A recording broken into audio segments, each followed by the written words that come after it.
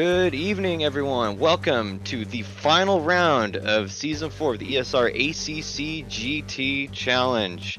I am your host, and he is on the edge of his seat, Cole McCray. We are brought to you with Justin Swan. Yep. Oh, can't believe I almost forgot your name. I Well, swear I'm a good thanks. commentator. But It's all yes, right. yes, we are at Spa Francorchamps for the final round of this absolutely enthralling series, and my, there is a lot at stake in this final round.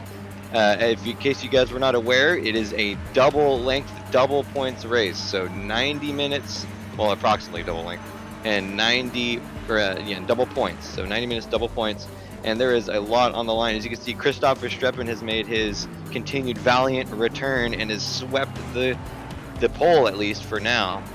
And Andy Burke and Albert Arjona falling close behind. But Marco Benvenuti and Jeff are just shortly behind that, so sweeping the top 5. And right away, we're going to get into the stats for this championship because there is a lot to go over. You can probably see on the screen right now, there is not a whole lot of points separating our top 15, at least the top 10.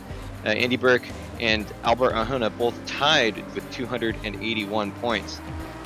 Gianluca De Luca in third, leading Matt Higgs, listed as Richard Higgs, of course, with 194 to 192, so only 2 points separating those two men. Carlo Durazio in fifth with 171, leading Javier Eugeni with 164, so that's a slight lead of 7 points. But Rachel Guerin is following Eugeni with only 3 points separating. Then to eighth, Javier Castaño Muniz with 157 and Jeff 155. So again, only 2 points separated there. But even between Muniz and Guerin, it's only 4 points. So there's basically anytime anyone has a big gap in this, it could mean many spots catapulted up or down. So that's going to be a lot of what we're going to talk about today during the race and throughout the commentary. Of note, so there is a extra points awarded for fastest lap and qualifying on the pole. But of note, as we've kind of discussed maybe a smidge, is Christopher Streppen is currently leading that qualifying session. So on pole, he is sitting. So that's snapping up those points. He is not, as you can see, he's not in contention for any huge championship leads. So that is basically just killing those points for the leaders and the top 10, I should say. And so if he is able to snag that fastest lap during the race as well, that could mean that we can see the result just going to literally who finishes ahead of each other. Justin and I were talking about that a little bit before the stream launched, and man, it does make it some very interesting comparisons. Like right now, Matt Higgs is sitting in fifth. Before we started the stream, he was actually faltering a little bit. But his battle with De Luca could get really, really interesting. I mean, De Luca's only 2 positions down right now in qualifying. So there's a lot that could happen with this race, and what with being double length, double time, we could see, or no, double length, same thing, double length, double points, is that we could see a lot of craziness happening. As Justin points out in the chat there, pit windows from 35 to 55 minutes, 20, so it's, again, double length pit window, if I remember correctly, right, Justin?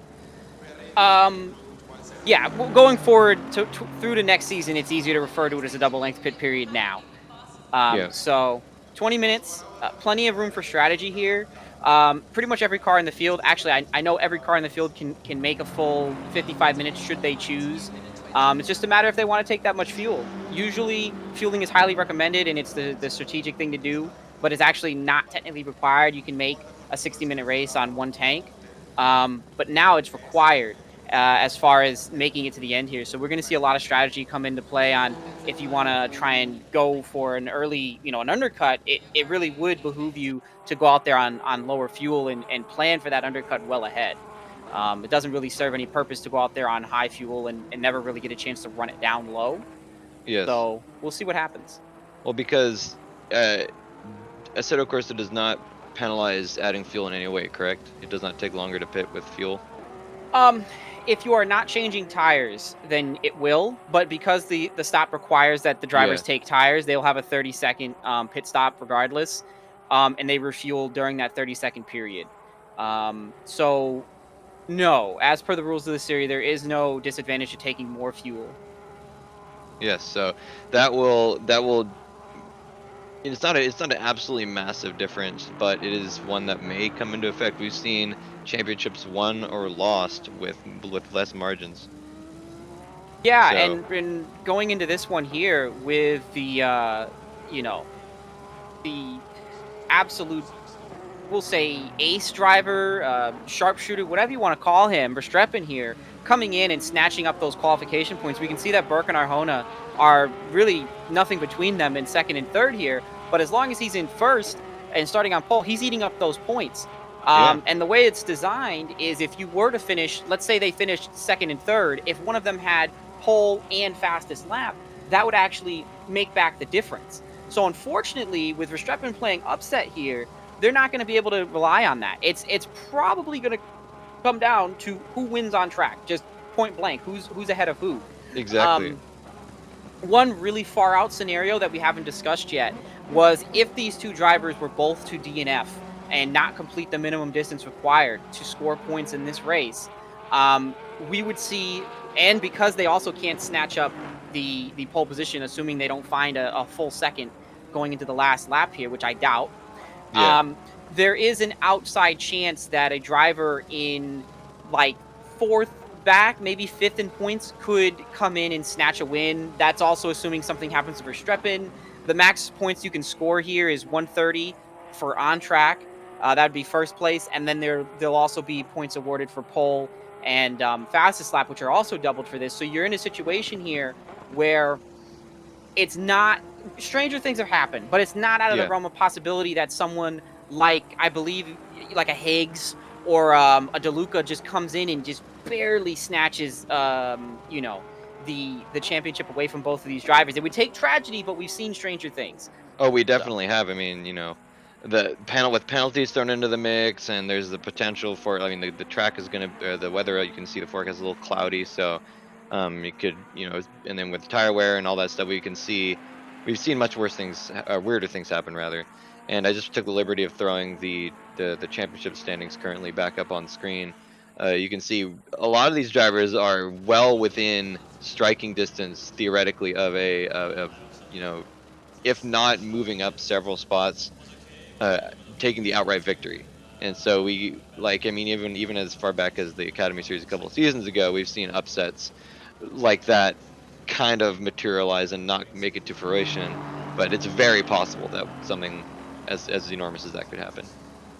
yeah, and I'm looking forward to the big shakeup here. A couple drivers missed a few races here or there. We did have a scratch race result for the season, and so some drivers, they missed a race, they had it scratched, but now they missed another one, and so they're in a position where they really want to make up some points. And any driver that misses this race is going to be starting from a or looking at a huge deficit in points to close out the season. Though luckily. We have one of the largest fields we've had this season. We're looking at 27 cars right now. We've been fluttering up to 29, 30 cars. We have two drivers, unfortunately, right now who are having some electrical problems. So we're looking to start the race with 27 here. Don't be fooled by myself in the pits. I'm just here as an on the ground reporter so that I can get a closer look at some of the lap times that these guys are going to be running out there throughout the race and check in on pit deltas and things like Yeah. that you can't really get from up in the booth. Yeah, just a quirk of the ACC system. But yeah, of those two drivers that were not able to show up were the appropriately rhymed Sean Kenny and Javier Eugeni. They've been having freak problems with power, so we're not able to see them. They may show up, but they only have a very limited amount of time. It looks like Um, Eugenie has made it into the field. It looks like he didn't get a good lap in, but oh, there he is. Yeah, he is showing up on my timing. So we are missing a couple other drivers whom I'm not sure. I know Kenny is one of them, but we might be missing one or two drivers that somewhere in this mix. It's hard once you get the field this large.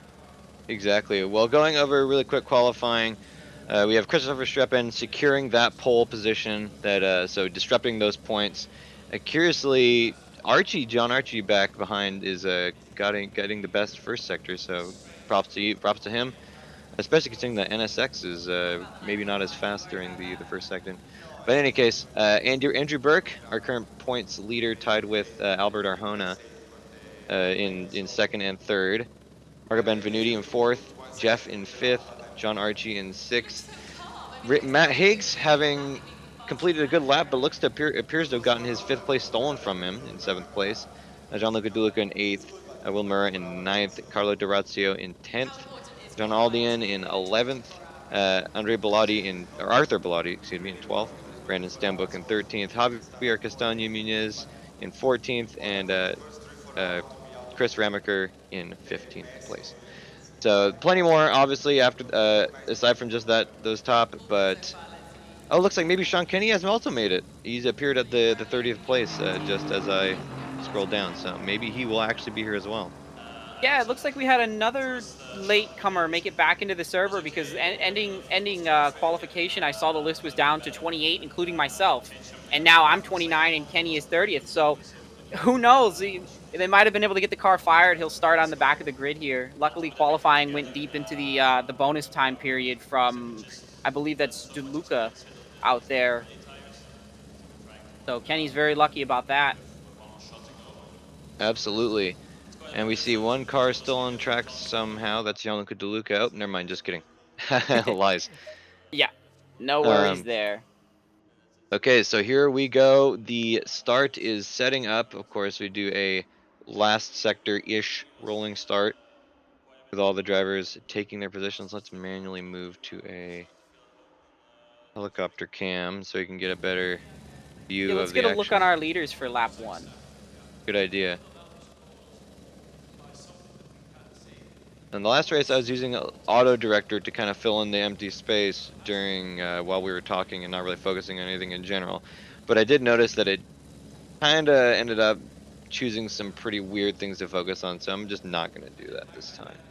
Yeah, if Just to make if it a little better. if we need to get it bounced over, we can get it bounced over for sure. But just for this start, I'd really like to get a good look at the field coming up. Eau Rouge, I'd love to see the follow our leaders through the start of the race. I know sometimes auto director for the starts gets real confused here, so we're gonna put on our broadcasting hats here, cameraman hats and sound guy hats, and make sure we get you guys the best view possible We're going. wearing a lot of hats. Oh, absolutely, plenty of hats. And they're all sweaty. Oh yeah. But in Well, I any, tell you, it's gonna be a sweaty one here. That's a Scorcher, yeah, 29C ambient. I was saying at 30 degrees almost. That's a pretty spicy. I think that's what 80 something in Fahrenheit. I'm not It's getting entirely up sure. there. Unfortunately, we're both. Well, I'm American, so I honestly don't know the conversion. Likewise, likewise. Um, but regardless, I mean, even I've heard that even in like 70-degree weather, that's Fahrenheit, it can get up to be over 120 in a car. So luckily, our drivers today hopefully don't have to worry about that particular issue. I Yeah. mean, I think there are bigger problems than that if we're having those kind of problems. But we'll have to see, I suppose. John All right. Aldian. So everyone did show up.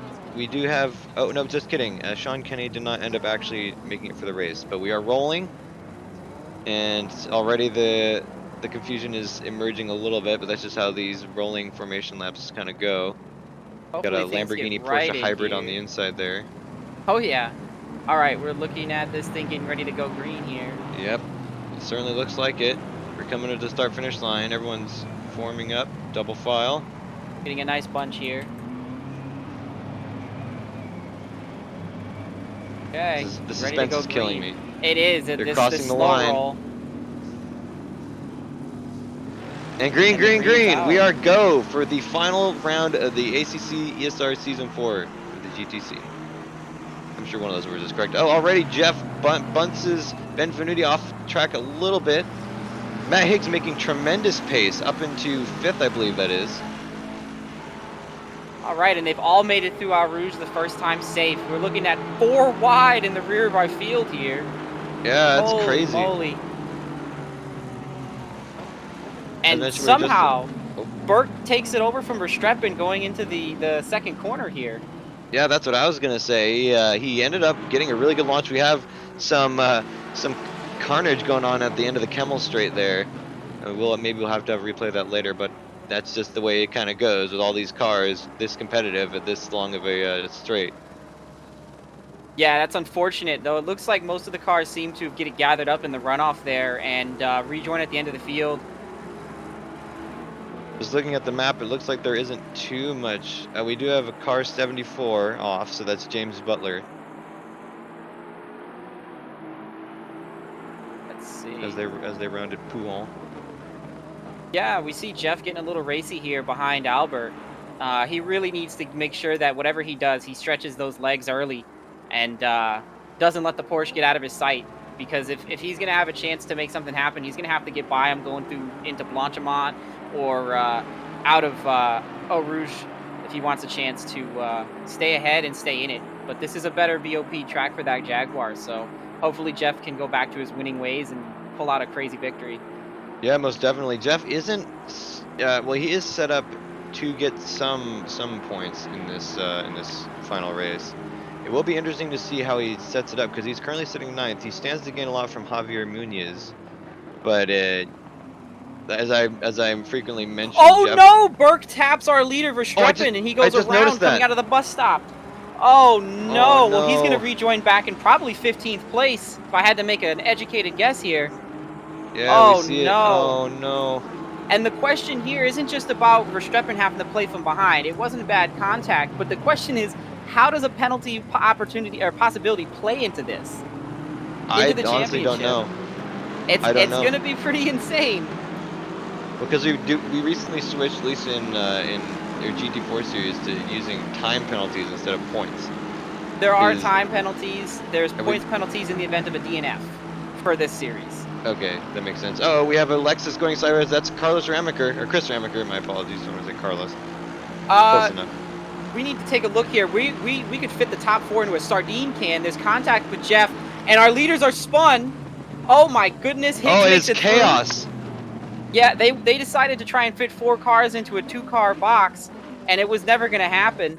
Arjona goes around. Burke nearly goes around. Higgs saves it, cuts through the runoff over the curbs, and makes it out in a reasonable position. And the big winner out of this was Benvenuti. Yeah, it seems like it. Benvenuti is now sitting. Well, even Matt Hicks is now in first place. Yeah, he had to take the escape road after getting nudged of no fault of his own. Did the right thing. But Benvenuti makes out like a bandit there. Those 4 cars went in 4 wide. Or excuse me, 2 abreast, 4 deep. And it was not going to happen. There was a lot of heavy braking going. And now we've got Stambuk side by side. Verstappen and Stambuk are currently duking it out. Looks like Verstappen got the better of it. Yeah, I think we're going to see Verstappen put the jets on and march through this field like they're standing still. It certainly appears so. Little bit of elbows out here. I mean, he's certainly got the power to. The question is how we'll be able to make way. I mean, Matt Higgs and, Jeff and the like are not, they're not slow. And I mean, they were second off in qualifying, but it can take a lot more to make good on that than just pure speed, as we've seen in the past.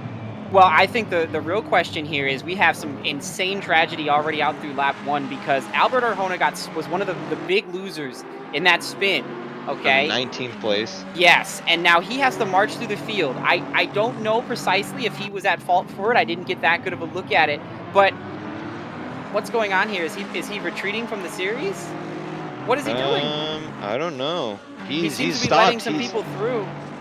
We're trying to shift over to that. Oh no, this is the championship. Does he He's not just know stopping that at the end of the bus stop? Does he not realize that the lead driver may be getting a penalty here? He's just stopping. Oh my goodness. This is tragedy. I'm gonna watch on my other camera, but he's just staying there. Go ahead and follow the leaders on the broadcast, and I will keep an eye on Arjona and report back if anything changes. He teleported back to the pits with Tommaso Bonino. Oh no, tragedy. I think he was so defeated by that kind of contact. I don't see the car having any great damage, but I don't know what happened there. Well, it's not even on the jack stands. It's totally on the ground. It looks like his steering wheel broke. His steering wheel broke. Goodness. Oh no, I was going to espouse on that, but I didn't want to jinx anyone. God. Yep.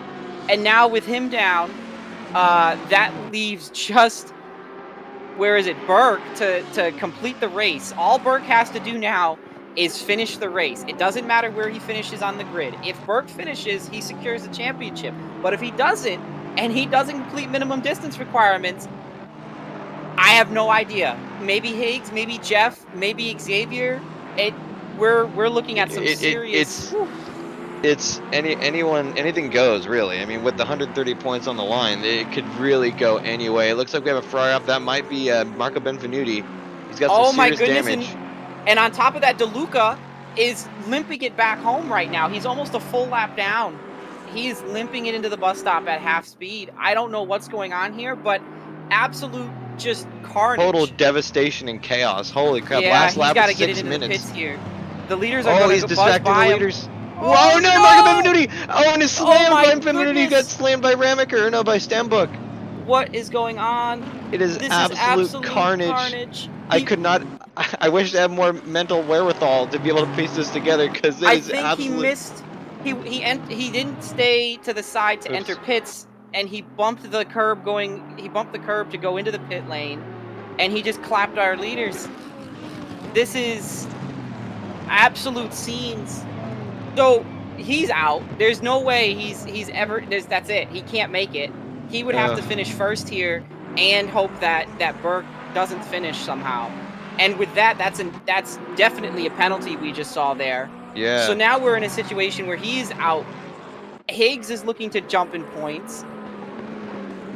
Unfortunately, the incredible racing that we've had from in the shoebox that is first to sixth place right now has been overshadowed by absolute tragedy in the field. Just the scenes of it is just incredible. And the victor right now is Matt Higgs, who is miraculously avoided a good chunk of this carnage and has even made gains through it.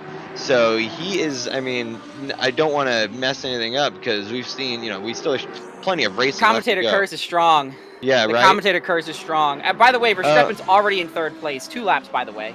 Oh, yeah. So nothing to be said to be sure here, but Matt Higgs has had a fantastic this, and so has Jeff, making his way up to second off of the start. Yeah, I mean, it just further goes to show that just being clean and being careful can net you huge gains when the time comes. I think the double points really stirred some impetus in these drivers, and all the bad mistakes came to the forefront. There's big nerves on the line here, and barring the tragedy of Albert's wheel deciding to break and having steering rack failure, it's a lot to take in here. Yeah, we're going on board with Christoph Verstappen, who's currently tracking down Jeff, third place. Yeah. It's terrifying the speed that thing has on the straightaway. And Jeff goes way wide in the bus stop. That's just going to be it. Oh, no, he gets it back on. I mean, that's going to be at least probably some sort of penalty, I'd imagine. We'll have to see. It looks like he's giving the time, perhaps. Or maybe Verstappen just had the pace and now there. for Muniz, makes a move in the inside of the final corner. That looked like it was going to be contact to me, but I suppose I was wrong. Yeah. I think we've gotten through the major early contact here. Some more pit lane reporting. It looks like we have one Xavier Jenny stopping in the pits, so perhaps he had damage. He got it fired. DeLuca is still in the pits, so Vestri is in the pits. I saw him go off earlier, coming out onto the backstretch. So some serious early days attrition here. And Verstappen makes it past Burke Verstappen makes it past Jeff. Burke makes it past Muniz, although not quite. It looks like he gets it back. There's a couple really interesting moves made in that last Kemmel straight, and it's a shame I wasn't able to put it together a little bit better. But and already Verstappen's putting down tracks. He's ready to hunt down Matt Higgs. Yeah, Higgs was maybe hoping to see Verstappen get held up a little bit longer, and I don't see a way for him to hold back this kind of gap. Verstappen's going to close this in no time. So it looks like this is going to be an all-out war for second place. Xavier throws it up the inside of Jeff. Oh my goodness, they touch, but all's well that ends well. Yeah, Burke's going to have maybe a look, but he decides better of it. Yeah, the Jaguar has nothing coming through Puan and No Name. Realistically, he's got the Camel Straight and he's got the rundown in the Blanchimont. And other than that, he doesn't have anything for this here track. It can stretch its legs and do quite well there, but that middle section, it is a struggle. Well, it speaks a lot to the Team Jag, that he's able to get it so buttoned down, and I mean, he qualified pretty well, but sometimes there's just not much you can do. You can see struggling brakes. Looks like not Ramaker, Stanbook is going to make a move. Yeah, and a late dive, but a clean one nonetheless. He throws it up the inside of Berg. Very nice. Berg looks to go immediately on the attack here. He got a better run out of the bus stop. He's on the outside here. Let's see if he tries anything tricky. Jeff is if he cuts it hard enough, he might be able to have it, but it looks like Stanbook is there to block, and that's going to be it for that round at least. We'll have to see what kind of run they get. And by the way, a silent but deadly entrant here is Chris Ramaker, all the way up to 8th place right now. Whoa! Andrew Burke sliding after Eau Rouge. Can he collect it? Ramaker makes it through. Whoa, that was close. And just like that, there goes Mr. Burke. He managed to keep it off the wall, slight contact to the nose, but we're getting dangerously close to a scenario where Higgs comes out and somehow steals away this championship. I mean, it's not at all unreasonable. Again, we got plenty of time left, but I mean, he set himself up really well, and he's a fast driver. He doesn't have to push too hard or anything. I mean, with back markers, you know, everything is thrown out of the window basically, but at least right now he's set himself up well. He's just got to take advantage of it. Yeah. And while the battle between 9th and 10th is also kicking up here. Paul Hoppe versus Larry Foster and Dominic Turcotte have been battling since the Kemmel Straight. We haven't paid attention too much just because of the drama going on up front. This is currently our closest battle, aside from 19th with Alex Schein and Carlo D'Orazio. Yeah, we've got Larry Foster working his way, massaging his way into 10th right now, and he is the meat between the bread of Dominic Turcotte and Paul Hoppe. So we'll have to see what kind of sparks fly between these three cars going down and through, I believe they're heading towards Swan, No Name now. Oh, yep. No, I'm sorry, they're getting onto the back straight. Yeah. So I had a whole thing, but it looks like all of my friggin' plans, looks like Gianmarco Silvestri got a stop-and-go penalty of 30 seconds, by the way. Yeah, he sped coming out of pit lane after having to be towed back, which is unfortunate, but oh, no. Just getting the car out there and getting the laps in, he'll gain some positions back. There's going to be more attrition. So desperately trying to look at the fighting order right now and how it relates to our championship. I'm a bit flustered because there's so much going on. Let's switch cameras here. I mean, DeLuca isn't even on the map. Oh no, Paul Hoppe gets a little spinny going on Lester, and Dominic Turcotte takes out Larry Foster. It looks like he might have closed the door in an awkward fashion. And Foster is now spun in the lead up to Eau Rouge. Wow. Pandemonium. I mean, they were really close. There weren't too many ways that could have not gone wrong. We'll say that. But just to go back to what I was saying, DeLuca isn't even on the board anymore. He's in 24th and he's been sitting in the pits, so there's a good chance he's out of this race.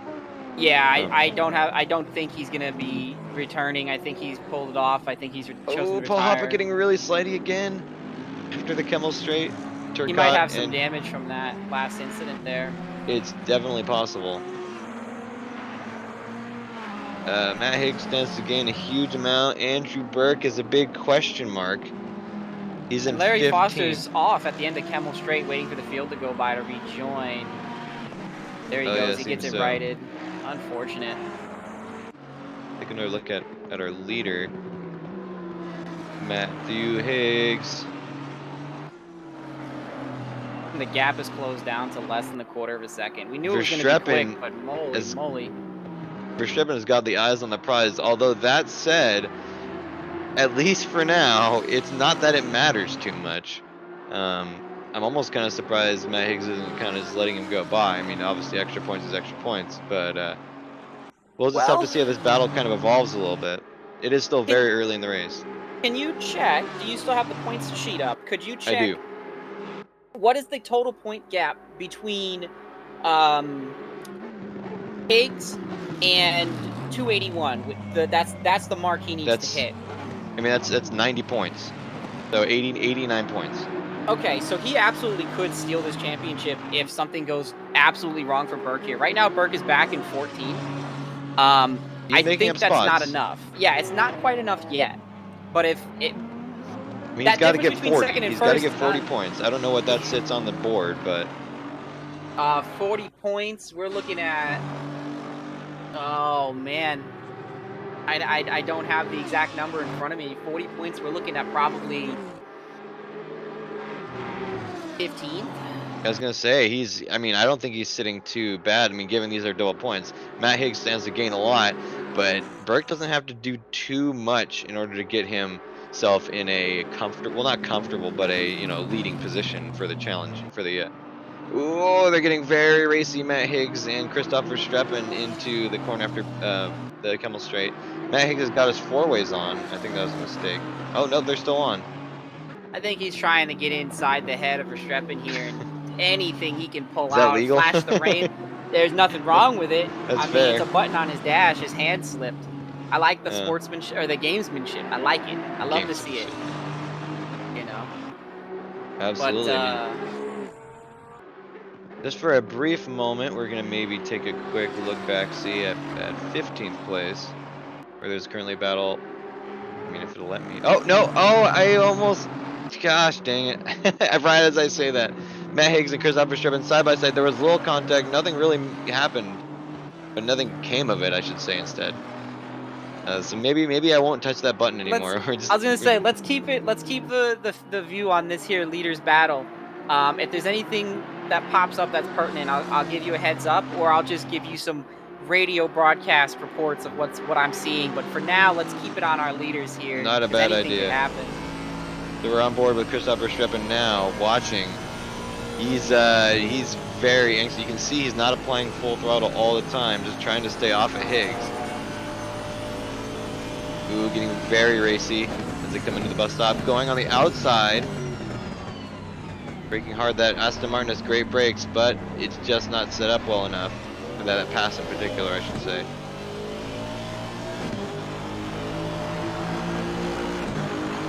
Oops.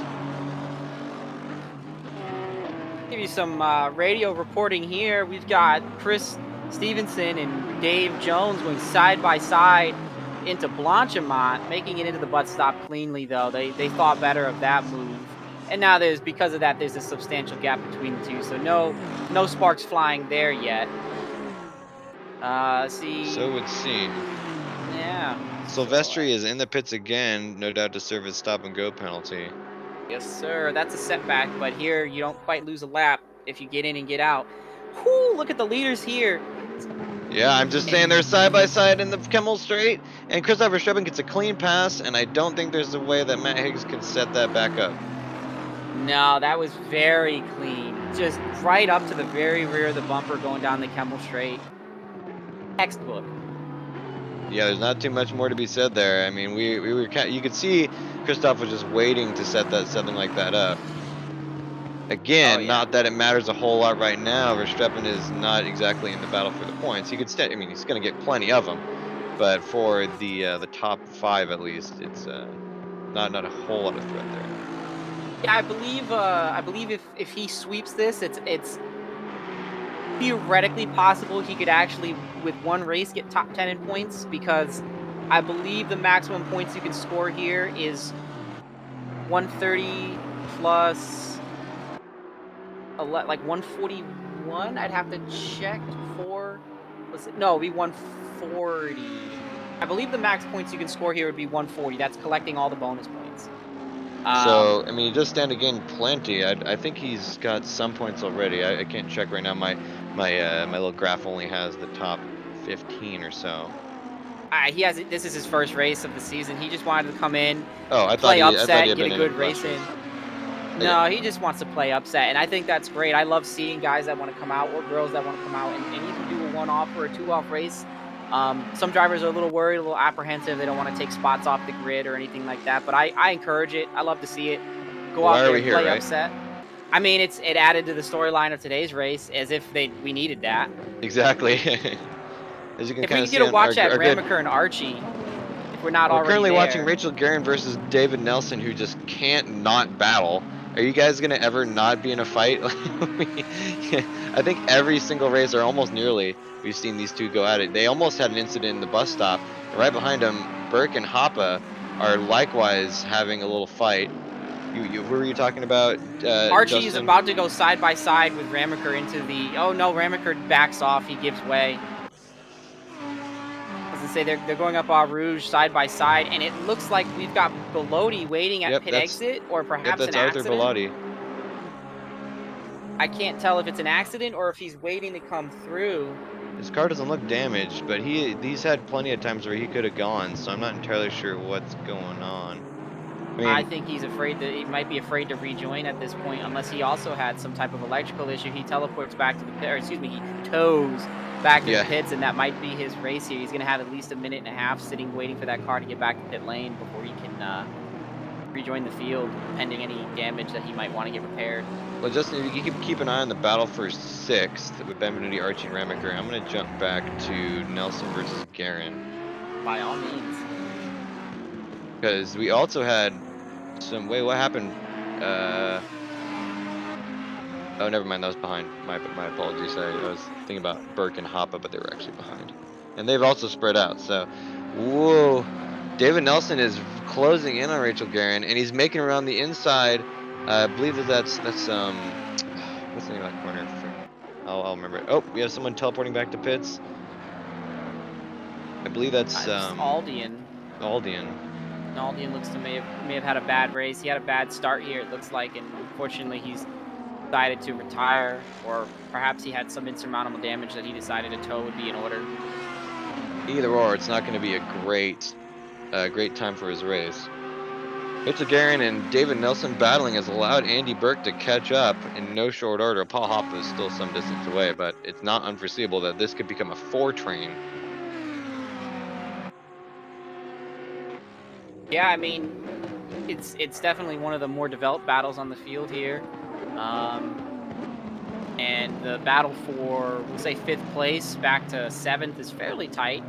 They're heading into the hairpin, pretty much nose to tail into the braking zone. There's a little bit of a gap.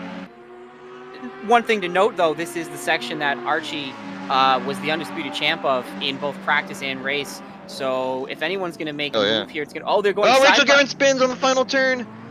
Well, LaSource is a killer sometimes, especially in those spin-happy Audis.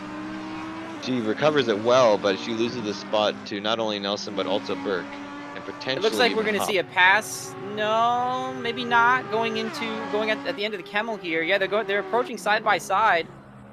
And John Archie's going to try and take advantage of this. He's closed immensely into the braking zone here.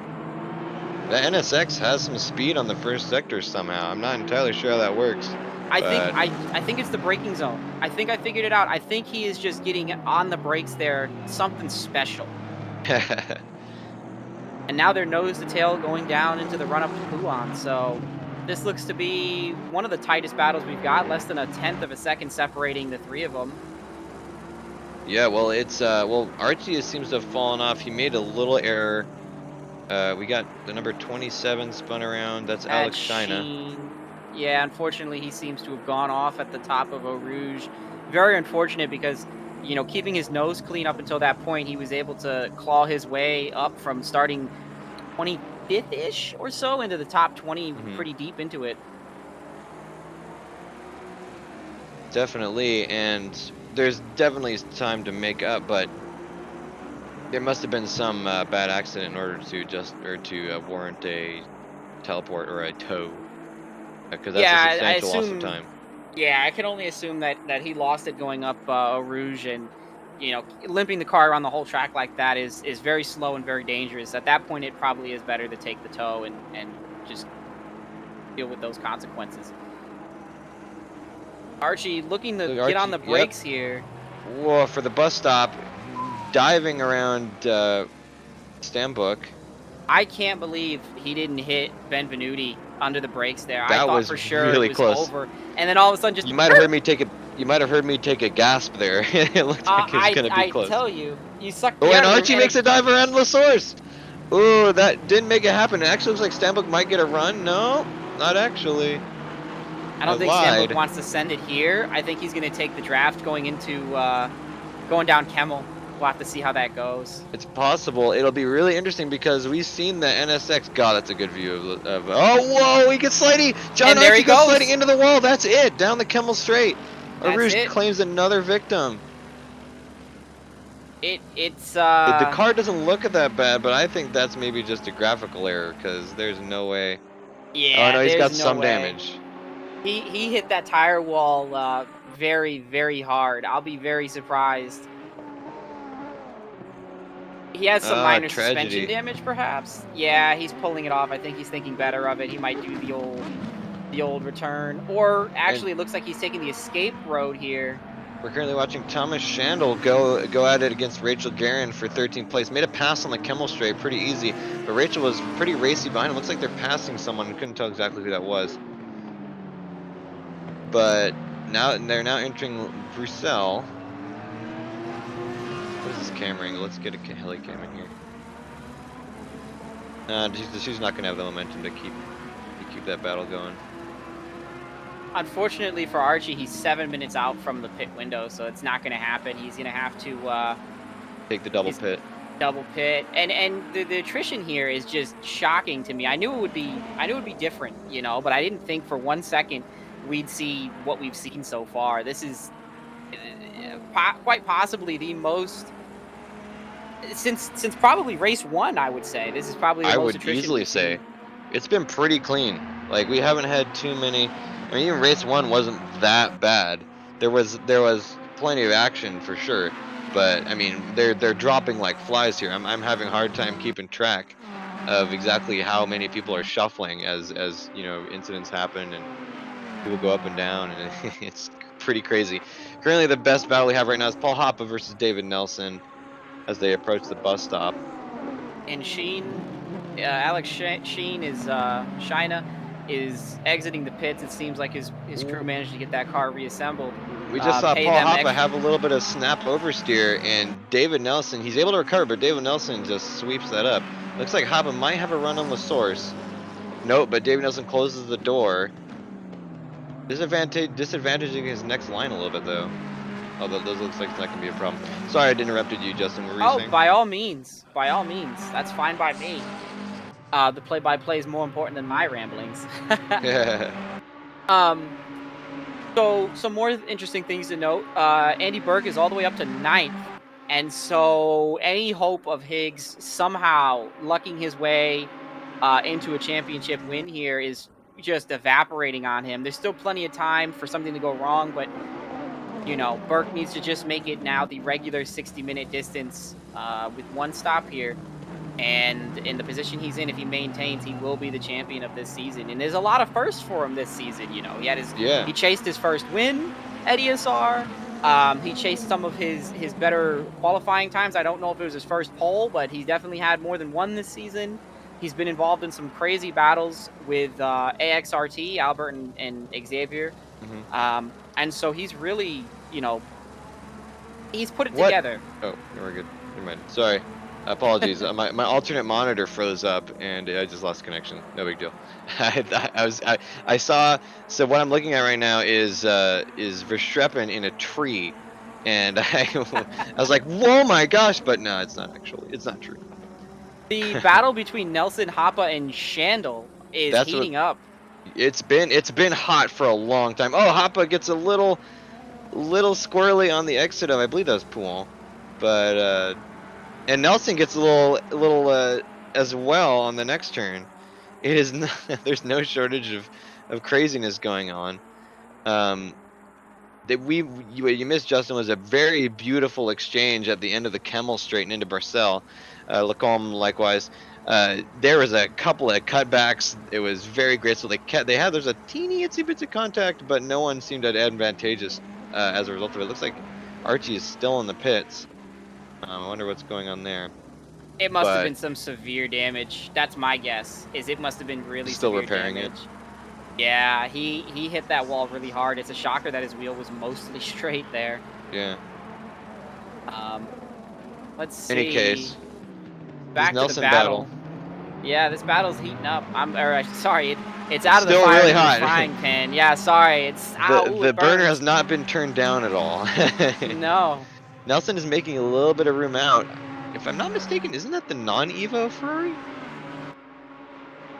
I'm not very good. Nah, there's no way. No, no, no. That's the Evo Ferrari. Okay. I believe. I Must just be the paint job difference between his car and Hoppa's that threw me off.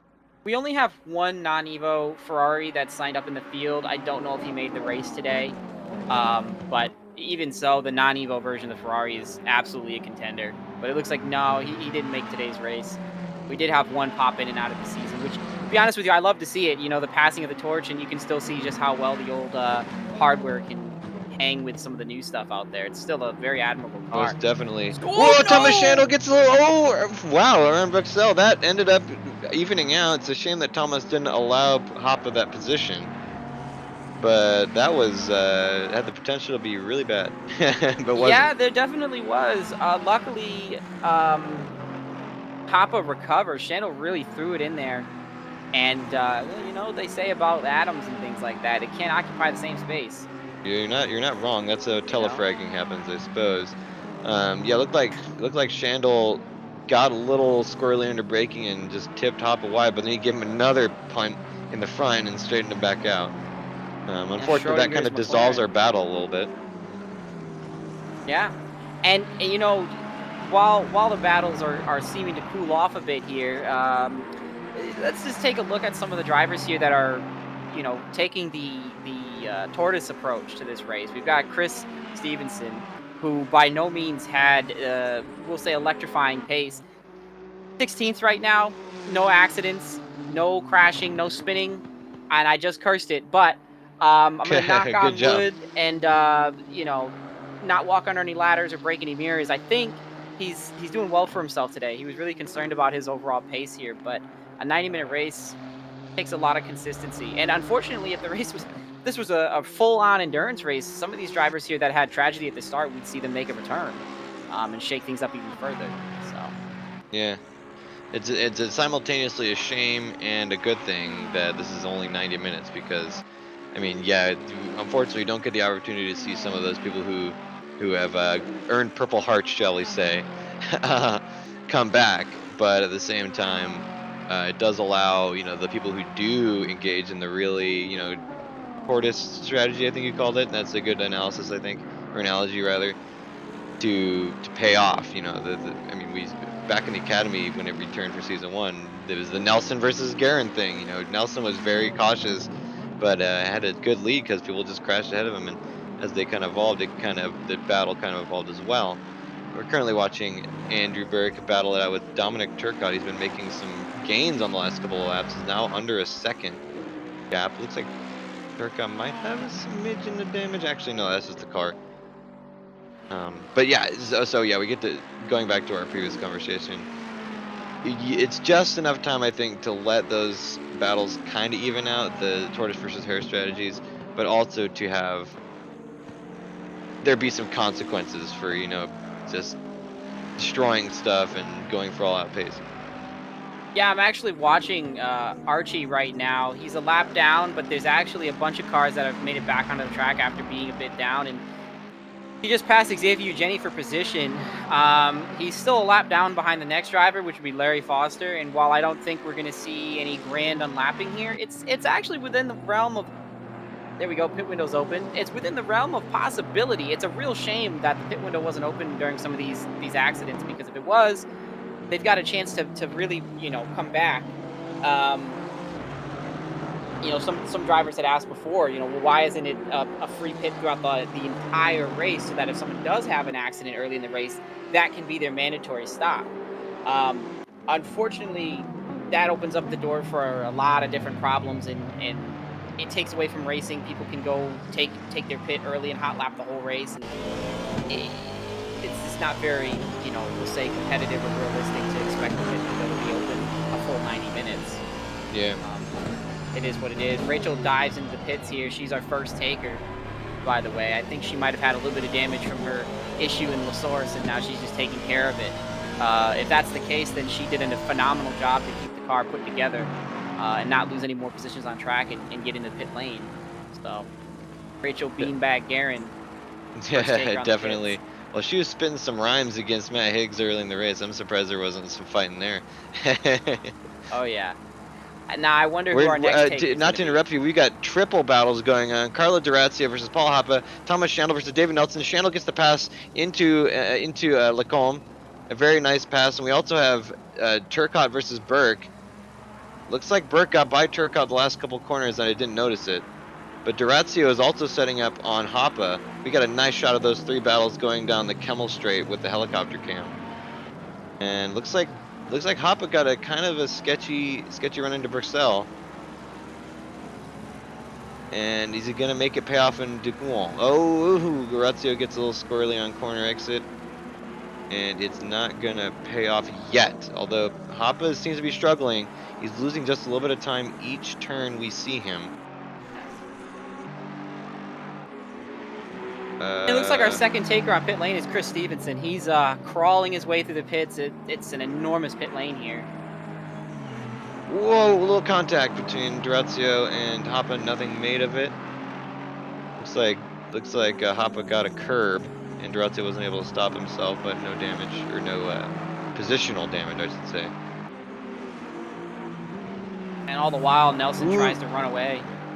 Yeah, he's doing his best. I was gonna say Durazio went off, but luckily it was in the corner, which name escapes me at the current moment. We've got Larry Foster entering pits he's entering his stall just as Rachel leaves hers. And we can also see the leaders fly by. So there's going to be a bit of overlap here. We're actually going to see some blue flag cars coming out on fresh rubber. Yeah, this will be very interesting. Looks like Durazio is dipping into the pits, so he's given up. He said, "All right, Hoppa, you win this time, but you next time you won't be so lucky." If he was a supervillain, I suppose. And we've got Jeff flying by. He gets by cleanly, and I'm glad. I think he's, breathing a sigh of relief to get through that. Very dangerous when you have a car coming out of pit exit here with the way that Radeon is set up. It's always been a point of contention, with the actual the way the track is set up. Some people wonder how this thing gets its safety accreditation. I mean, yeah. What with? I mean, what was it? It was like a week ago that I was watching some videos about Classic Spa, and I mean, it's a wonder. It's a wonder that the turn is named Eau Rouge and not like Death River instead. I don't know what Death is in Belgian, but Hoppa gets a little bit loose on the curb at the end of the Kemmel Straight, and Nelson just flies by. I don't know if Hoppa had a late move up the inside from the draft, because I thought Nelson was ahead of him to begin with there, but Nelson just yeah. keeps it going, keeps it rolling, and holds on to that 10th place here. Although he still has his mandatory stop to complete. Well, it's not really a worry because Hoppa and even Schandl in front have their stops to make as well. Durazio is pulling into the pits here. He's in his stall right now. His car looks like it's about to come off the jacks, or perhaps he has some damage he's repairing while he's in the pit lane. I'm skimming. We have Burke in the pits right now. If there's anyone else that's taking the pit lane? Not that I can see.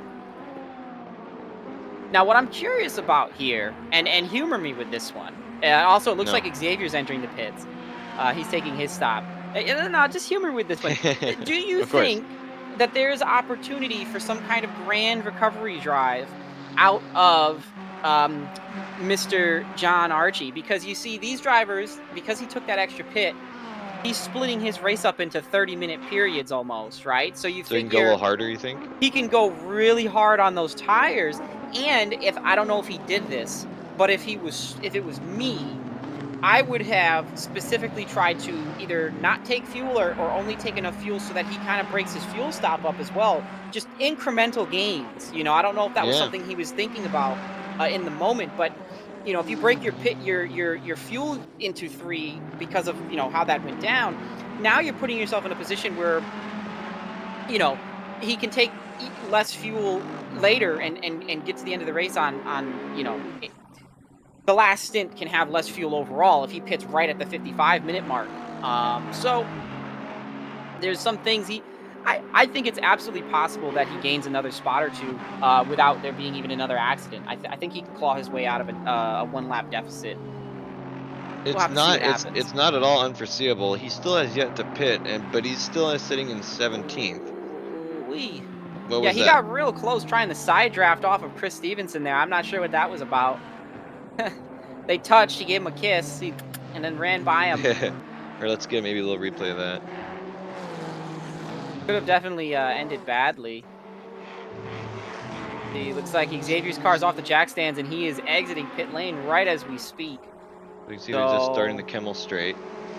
And we're not going to... Camera, what are you doing? Okay, they're sideways. Oh, yeah, that got a little squirrely. Oh, yeah. Yeah, I mean, that was a little iffy, but not the worst I've ever seen. No, and I don't think there's any appreciable damage to those vehicles either. I think Stevenson's fine. He took his pit real early. Hopefully he calculated fuel correctly, and he can just take it to the end right now on a monstrous stint to close it out.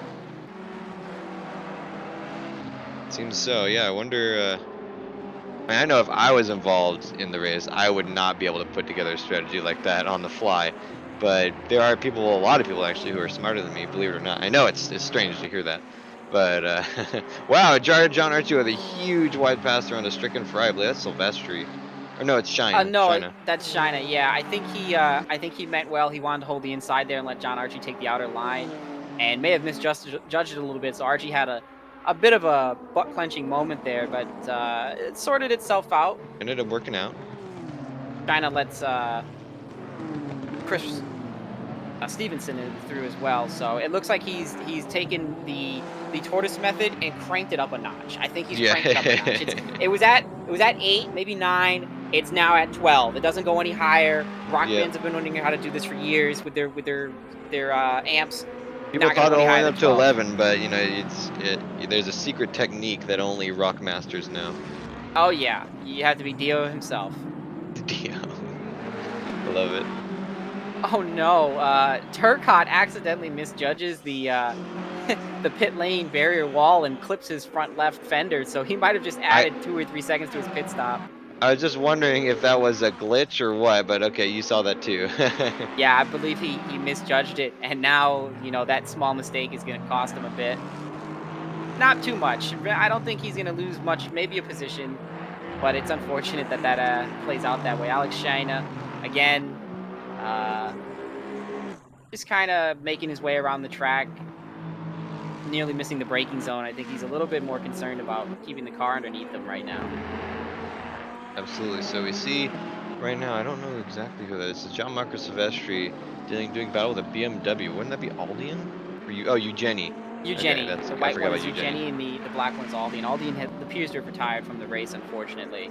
Silvestri's back on track as well, which is nice to see. He's 4 laps down, but you know, even finishing 20th in the double points thing makes a difference. So yeah, it can be, you know, it's hey, better than nothing.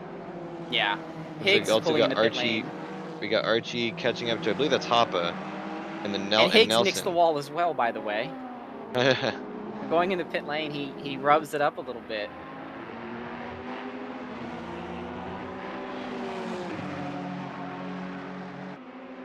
So Jarn Archie is not battling for position here, I don't believe. Yeah, Hoppa is well ahead. Benvenuti also enters pit lane. Sandbook stays out. Jeff stays out. Verstappen stays out. Ramaker comes in. So we've got a lot of business going on. Shandel comes in. Does Nelson go in? No, Nelson stays out. He didn't set himself up for it. Hoppa goes in. Yeah, Hoppa's in. Hoppa dives, and he just got demolished by Archie, metaphorically. Like, he didn't get actually hit, but so I figured he's like, okay, now's a good time. Not fighting with Nelson anymore. Maybe he's hoping that Nelson will get held up, or Archie will hold Nelson up, just trying to get past. You never know. I mean, you can see there's a tremendous pace difference. Nelson qualified behind Archie in the qualifying, but not by much. There's only a few tenths. And Archie, whoa! Taking Eau Rouge very balls out. Ooh, we gotta be careful there, Archie. going alongside Nelson on the Kemmel Straight. Braking for Lacombe. We can just see the difference. I mean, in between tires and the braking difference the NSX already had, it's actually kind of awe-inspiring, just with the amount of speed difference there is in those two cars. It's pretty. Oh yeah, the time he finds under braking is incredible, and you can see he's just pushing his way back through other drivers on that fresh rubber. And because he had to change to a two-stop strategy here, I think he's going to go for 2 sets of fresh rubber here. Hopefully he can, make sure not to take more fuel than he needs and really do something special. Hoppa's still taking his time through pit lane. It is a long pit lane. That's one thing that kills me about pit lane at Spa is just it's so long. I mean, rightfully so, but man, it can be a killer sitting at 50 miles an hour or whatever, 40 miles an hour, just going down to Eau Rouge, putt. And Verstappen's in pit lane now as well, so it looks like the only drivers still up in pit. Oh no, Jeff's coming in now. Jeff is diving. So there's still 8 minutes left on this pit window. I imagine we'll see maybe Nelson and Stanbook stay out. Maybe they're betting on that long. Yep, Stanbook stays out. I imagine Nelson's going to stay out now.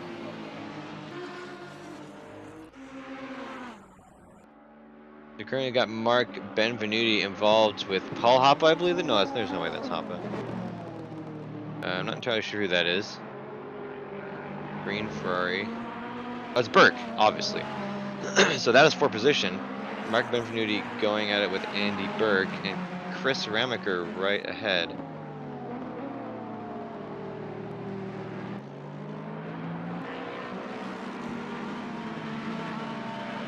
Let's change the onboard cam for this. They run down to pool.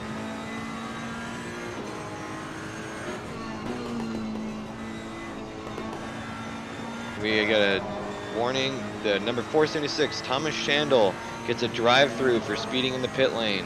Oh no, he was having such a good drive. That's going to cost him immensely. Oh yeah, we just got done saying, like, Suzuka ain't got nothing on Spa's pit lane length. Like, it is almost tragically long. Yeah, in order to get that many pit stalls. But yeah, even a drive-through like that, I mean, whew, he's probably going to lose 10 spots, 15 maybe. Like, it's crazy. He's going to be at the back of the lead lap car. So stay on the lead lap, probably. I say probably, but yeah, you never know. Well, with Stanbook staying out, it might time out so. And Jeff is just about to complete his pit stop as well. We got Andy Nelson Burke and Stanbook out. engaged. Oh, they hit, or they touch in Blanchimont. And Mark Benvenuti gets a braking run into Ramaker. Andy Burke is going to maybe also have...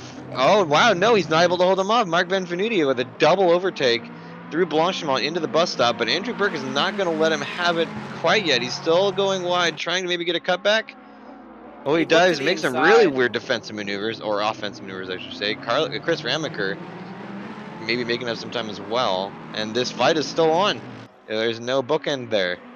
Yeah, it looks like Benvenuti took a very central line there, listing gently towards the inside, which, you know, you walk a fine line when you defend, but it's what you got to do, especially when there's nothing to separate these two drivers here. Yeah. And Burke goes to the outside, but Benvenuti cuts him off and dives to the inside. Uses one move to go inside here. He fades towards the center, but he knows it's over. Well, maybe it's not. Maybe. Oh, Andy Burke or Andrew Burke. I keep saying Andy. I don't think he likes that. It should. He's yeah. He outbrakes himself. You're right. I think Burke here is. I think he was nervous about. He left the door open for that move to happen because I think he was nervous that Benvenuti wasn't going to be able to hold that inside line because it was such a sharp inside line. Oh, whoa, no! Oh no! Oh my gosh, that was Benvenuti. Benvenuti gets loose, Ramaker gets up underneath him, and the snapback oversteer claps the front of Burke. Burke does a full 360 and gets it running again. I mean, at this point, by the way, we totally forgot, Burke possibly still has a lap 1 penalty, if you don't remember. Oh, yeah. So it's not over by a long shot. And he's putting himself in these positions where he's stuck between cars that we know he has the outright pace to beat. It's no secret. He is one of the favorites here. Yeah, you can see Turcotte just give it away. Turcotte's like, fine, just take it. I don't want it. I'd rather save my race here. And I don't blame him. I don't blame him in this situation. But yeah, Burke finds himself in these positions where he's so close to disaster. And if it happens, we're going to see Higgs snatch this championship away in the 11th hour. Definitely, it's really crazy. I mean, it just ended up working out like that. Looks like Turcotte also gave the position up to Durazio. I didn't see that because we were watching a replay of the incident. And Archie But is finally taking his mandatory stop here. Luckily, he's got a really good pit stall to get back out there. Oh, we'll have to see where he funnels through. Xavier Eugeni also has to take a pit stop here. Alex Sheen also needs to take a pit stop as well. And of course, our two leading drivers, Stanbook and Nelson, are still out right now. So they'll have to bring it in this lap. They could go one more, but that's dangerous. Well, with the lap times being nearly enough, well, I was hoping it would tell me so I didn't look like stupid, but Stanbook is entering the pits right now. On the order of 2 minutes 20, so they've got some time left. Yeah, technically Nelson could go one more lap here if he wanted to. And now this is actually an interesting factoid. While the action is relatively calm, if this was next season with the new points for leading a lap, Nelson would be staying out here to get a point for leading a lap. Oh yeah. Because he would have with exactly the new enough 2016 times. pack, yeah. With the new 2016 rules, or Blancpain 2016 rules coming into effect, with some other additions, some spicy season 5 coming in hot and ready like a Little Caesar's pizza. These Hopefully guys, a little tastier than that. Well, a little bit of cardboard. You gotta, maybe just as salty though. Probably. Get some extra pepperoni on that. Maybe bacon wrapped crust. Oh man, I'm hungry now. Oh, I'm really hungry now. I did it. We still talking about a racer? I don't know, man. I grew up my local track. They talked about everything was food related, so they really wanted to push that midway. So yeah, then we are seeing a crucial change here, though. If next season, if we saw this exact scenario play out next season, Nelson would be staying out because he'd be getting a point for lap led, which would actually be 2 points because it's a double point event. So these are this little strategy things that these drivers are going to have to get adjusted to, because I'm sure they're going to make these mistakes next season and not realize that staying out that one more lap makes all the difference for your championship coming down to the wire. You know what I mean? Oh, absolutely. I mean, it's gonna get more complicated for sure, but in a good way. It's going to require a lot more strategy, a lot more timing, and figuring out, well, hey, what exactly do I want to get out of this? Obviously you want to win, but how often does it happen? And so how can you try and optimize your race to just get as many points as possible? Yeah, I mean, as someone myself who has always taken the more of a tortoise approach, I find my pace, I run my pace, I try to stay out of my incidents, I keep my nose clean. That is my goal. My goal is to finish 10th place or better every race. I don't care if I'm first. I look at it, I'm a big picture kind of guy. And now, in the commentary booth, not on the track, but if I was on the track for some races next season and fighting for a championship, my goal would be to try to time my pit stops and put myself in a position so that I'm always getting a lap lead. Every race is my goal. Is I'm gonna find a way to get a lap lead. Timing, whatever it might be. Don't mean to interrupt you, but Dominic Turcotte has spun it at the end of a Rouge. Whoa! Gets I think that's Nelson. Is that that's Nelson there. Yeah, so Nelson sees it coming, checks up. All's well that ends well. Oh, and just as we say that, there's a battle between Archie and Garen. Well, it's not between them, but it got really sketchy. There's 5 cars in this. They're side by side. Rouge got also really sketchy, We're going no 4 doubt. wide. Yeah, no doubt with help from Turcotte, who's sitting in the background there. 3 wide with Archie, Garen, and Eugeni. A small tap. That gives me anxiety in the best of ways. It's tight racing. I'm sure that Rachel Garen is not going to be liking that. She's probably sitting here going, what are you doing? Why are you pushing here? Why? You're down a lap, but you know what? It's well within the rules. If he pulls this gap here, which it looks like he is, he has a right to unlap himself. Oh yeah, absolutely. I mean, it's not. I mean, it was dangerous for sure, but he was well within his rights to do it, and it ended up working out pretty well. That NSX is potent under braking, especially after Kimmel Straight. Oh my goodness. And if he's going to make his strategy pay off at all, if he's going to just drive the tires off of that thing, he's got to be not afraid to take a couple of risks. I think at this point you put caution to the wind, and you take, you take an Eau Rouge, pedal to the wood. You don't worry about wrecking, going in the Pouan. You break a little bit deeper. You get a little bit more dicey. You do what you got to do to put the car in a position, because right now he's in a position where either he makes the time up or the nothing matters, basically. Like it is what it is. The race for him, a victory out of the question. But I think the pace he's going right now, and looking at some of the timing boards, I think it's absolutely possible that he claws back a position. Is he 2 laps down from Larry, or is he 28 seconds down No, from Larry? he's 2 laps down. Then maybe he doesn't have it. Maybe this is the best he can hope for. I thought the way the timing board was, it mystified me. But no, you're right. He's down quite a bit from Larry. Yeah, they just went through a timing gate, or they're just about to go through a timing gate, I should say. And we can see while we get that data for you, we can see that Shandel here, his drive-through was incredibly costly. He went from fighting in the top 10-ish. I think he was like 7th or 8th at one point. Yeah, he was 7th. Relegated to 15th. Yeah, And if I'm not mistaken, that actually cost him a lap. Oh no, I'm sorry, it didn't cost him a lap. He's the timing gate got him. Yeah, it's a timing gate issue. Although now we see Archie putting the hurt on David Nelson. Yeah, he's 22 seconds back on 14th place. That has to hurt. That's got to hurt real deep. But there's no one to blame but yourself. Yeah, really. Well, it's such a small thing, but it's, I mean, hey, the best we can do is learn and not do it again. It sucks that it had to happen on the, the double points finale, but I mean, is Shandel even in any other races? I don't think I've seen his name. No, before. he wanted to come out and do a race with us, which is fine, Yeah. But it is a shame to see your race end up that way, Not every car is going to make every race. We see it a lot in the real GT Endurance Series and GT Sprint Series. We'll see a couple familiar faces. We see those homebrew teams where you got the Italian guys showing up to like Misano, Monza, things like that, and then they don't, Imola, and they don't make it anywhere else because that's where their budget is. And some of these guys, they budget their time rather than their travel spending, So Exactly. they make their favorite tracks, and it's what they got. Definitely, and I even during we had a GT4 race not too long ago at Bathurst, and I learned by getting a drive-through penalty that if you turn the engine off not using the starter, it may disable your pit speed limiter.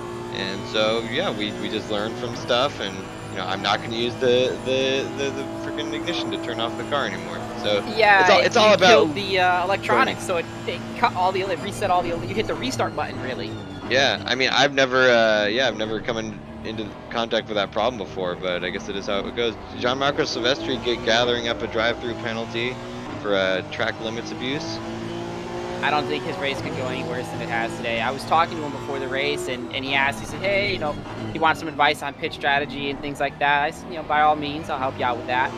And really, really unfortunate. He's had some tremendously bad luck because he's a good driver. He can put together good races. Oddly enough, he's been better in this car with the ballast that he's carried in the Academy Series as an upperclassman driver. So maybe, who knows? We'll have to see what happens. But maybe he fares better competing in next season's 2016 using the manually BOP 2018 version of the Ferrari, where he does get to carry a little bit of junk in his trunk. Well, that's kind of been the song of the Silvestri, I believe, is just getting those unfortunate incidents with race strategy. And I mean, we've seen it happen in seasons past, specifically in was the last season's GT Challenge, I believe. But he's also had bad luck in the Academy, and so maybe something to focus on will be mitigating that kind of chance of bad luck, perhaps, if there's a way to do that, especially when there's a pit stop involved. Yeah, really, it's just mental errors, and it's one of those things that a lot of guys take a long time to learn. Some people, they're better at just getting it out of the way. They take that, going back to the tortoise and the hare thing. Some people take that tortoise approach, and they focus on getting all their T's and I's and dots and whatever. And then other guys have a bit more problems, figuring that out. So it comes with time. It could be nerves. It could be a lot of things, but it comes with time. And he'll get it eventually. I know he will. He's someone that I've seen as being a bright prospect, but he's just having trouble putting it all together. Well, he's got great pace, and I mean that's Half the we, battle. we we see that all the time. Yeah, I mean, especially in the academy, people seem to start off on one side or the other. Paul Hoppe, I was just going to note, was fighting to catch up to Rachel Gary and Javier Eugenides between them, but he goes wide and Blanchimont. That cost him a few seconds. But yeah, we more often than not in the academy. I mean, as an outsider and commentator, but it's not my series. We see a lot of drivers start out on one of those two extremes, and you kind of gotta try and hone them in towards somewhere toward the middle. Looks like car 51 got a drive through for track limits abuse. That's Silvestri Silvestri. again. Is that Oh, again? it's not again. It's he has 3 laps to serve it. You get 3 laps to serve a black flag. Actually, it's not 3 laps technically. It's 3 passes of the pit lane. It says laps, but he had gotten it coming through Blanchimont, and so when he passed, it ticked over to one of his laps already before he Oh, I he see. didn't actually get a full lap. He just got the last backstretch to do that.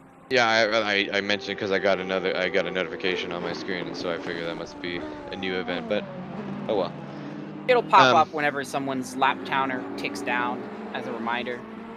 that makes sense. Can But we yeah, get an update on what's going on with Castano Munez's position in points here? Castagna Munoz, I'm just curious how far off he is he's from Higgs. 157 from Higgs. So he's 35 points. Behind Higgs or ahead Yeah, of him? behind Higgs. Okay. So we are still in a situation here. We still have just under 30 minutes to go where it's entirely possible that Xavier could also steal the championship or come close to it. I don't think he quite has enough to steal it from Burke, but the top 3 for our championship points are going to be wild. Well, what's even more interesting is Muniz is battling in the championship. He's only got 2 points separating him and Jeff behind. So Oh. that's where the real interesting conversation I think is, because it doesn't take a lot. I mean, Jeff, I go on record a lot for saying that he's kind of a wild card. He'll have an amazing race and then a fantastically terrible one next week. But he does put down some very good lap times, and Muniz is a little more consistent, but he's also sometimes not as much on the pace as Jeff. And so that battle that is maybe approaching, they're almost 8 seconds out from each other. You can see him appear in Lacombe, in the bottom of the map up on the top right there. But especially with Muniz catching up to a little bit of a crowd, which is actually, that is second place Higgs, but also 17th place Larry Foster. Well, I And can we tell you right now, Jeff is actually closing about 2 to 3 tenths a lap here. They're both lapping in the 20s, but Jeff is consistently closer. In fact, he just hit his best lap of the race about 3 laps ago. So while it's quite a gap to close, 7.5 seconds, it's certainly plausible, especially if Xavier makes any mistakes. and that was my moreover on my point, was that it's not at all unforeseeable. Spa is difficult, but also with all the chaos that's been happening, it's not out of the realm of possibility for this pass on Foster coming up here to go awry, or for a rouge to be a problem in a lap or two, and then maybe he gets advanced more about Higgs, and that becomes a problem. It's not, everything's possible. Although that said, as you can see, Muniz just made a very beautiful pass through Blanchimont, or the run up to Blanchimont. I forget what the name of that corner is. So that one's checked off the list as we Well, go into yeah, the bus stop. as we head into the later stages of this race, we're going to be seeing these guys start heading into blue flag territory. There's already been a few drivers, but that was mostly off-track blue flags in the sense that they, there were drivers that had to return to the pits and then they were a lap down, but they necessarily weren't a lap down on pace. They were just a lap down on accidents. And So oh, we're going to good. start seeing it. We're going to start seeing it. And yes, I know what you're going to say here. Silvestri did remember to serve his drive through. I'm sure that one hurts deep, but luckily it won't hurt him any more than it already has. Yeah. Well, no, actually, you were correct. I was going to say something, but it wasn't specifically about Silvestri, although that is a good point. Who's this ahead? That is 21 and 2. That's Matt Higgs and Silvestri. Um, What was I going to say? I forgot. I took the Dang words it. out of your mouth. Yeah, it happens. Well, it's gone. What a shame. It'll come Well, back maybe eventually right after the race is over. Oh, I was gonna say, I remember. Is it already been an hour? We're at 24 minutes left. yeah, it's been an hour. We are Wow. sitting through this one pretty deep. Unfortunate that there was so much attrition early on in the race because we were looking at some good battles. Although Hoppa and Garen heating up again with Xavier Jenny settling in between them. He's normally a pretty solid competitor. I don't know if he had issues this week or leading into this week with practice time. He is a family man, so you know those you spend your time sparingly, and family comes first. So it could just be that he was caught off guard coming into this race. Cuts the the top of Radion quite severely. So hopefully he doesn't end up getting a drive-through. It But it's doesn't better look to like get a it, but you never drive-through know. than to wreck the car, right? Yeah, definitely better to save that. Whoa, oh, Eugenie and Garen come together. Oh, and Hop panics and has to cut Lacombe. Looks like there's no problems other than that. I didn't catch that one at all. I'm sorry. No, it's okay. Let's do a replay. Oh, forgot to do my transition. Dang it. You didn't see that. It's all right. It's all right. So we're just hopping on with Garen here. Eugenie makes a dive to the inside and then outbrakes himself. Rachel doesn't see him and tries to close the door or tries to cut in, and it doesn't end up working out. Seems like some calamity there. Maybe he misjudged his braking because of the draft. Yeah, I mean, yeah, it's there's no other way to put that. I don't think it's pretty cut and dry. I mean, you know, if anyone had to lose time on that, it was Eugenie. So he kind of got his just desserts, I suppose. Yeah, So and a couple minutes down and about a second and a half down. Jeff catching up from 7.7 to 6.5 seconds behind Xavier. So we can yeah, see that's getting tight. Xavier's actually only 2.5 seconds off Higgs. So I don't know if Higgs had a small mistake or if he's fading, but he was only 20 seconds off of Verstappen, and now he's back down to 24. So it looks like he might have had some type of hiccup here that led Xavier close the. Jeff picks up 4/10 in whoa, Camel Straight alone. That, my friends, is the V8 power of the yeah, Jaguar. right. I mean, it is pretty awe-inspiring. That was one thing I was gonna say earlier. That might have been an extension on that thing I forgot. Jeff was previously, right after you said he's gaining about 3/10 a lap, he was tracking just perfectly with that for a couple of laps in a row, and so he's at 3/10 a lap. A lap is 2 minutes. About He's 10 not. minutes, not There's enough. gonna have to be a little bit of action going on in order Yeah, for it's not that to going to be happen. enough. But it's not We're looking at unforeseeable. he's probably going to close the gap to about 3 seconds at this pace. It's going to take some misfortune from Xavier or maybe some unheard of tire management from Jeff, but I don't think that we play too much of a factor. Although I Speaking don't. of, Jeff is now involved with, I believe that's Larry Foster. What? Yeah, he's probably going to take some draft off him down this straight here, and yeah, pull it right What? by him. On the streaming computer, Foster is invisible. That's not Foster. That's Stam. No, it's Foster. There's a name. It's on Oh, my I see him. viewing computer. It's for you, ladies and gentlemen, that can't see. Foster is right behind Jeff on this view. What? That's very What? interesting. He's straight up invisible. Huh. I've never heard of such a thing. Oh, there he is. Well, I just switched to him, and there he is. So now you can see him. All right, Wow. didn't expect that. He's got cue Xavier the closed the X-Files gap theme to song. Higgs by another 6/10, and Higgs lost another 2 full seconds to Verstappen. Something is going on with Higgs. I don't know if it's maybe Higgs miscalculated fuel. Maybe Higgs is trying to save fuel. That's the only thing I can think of. It's possible. Is there any way you can hop on board and see what his fuel loadout is? Unfortunately, that's something I can't do. But what I can do for you is Whoa. check to see if he's doing any lifting in the straight here. He gets very, very wide on the Camel Straight. I would have never. He might have some steering damage. No, it looks like maybe he has some damage that we don't see. Xavier's closing the gap quite quickly, and from his onboard, he's not doing any fuel saving that I can see. Perhaps he switched the engine mode off to a fuel saving mode.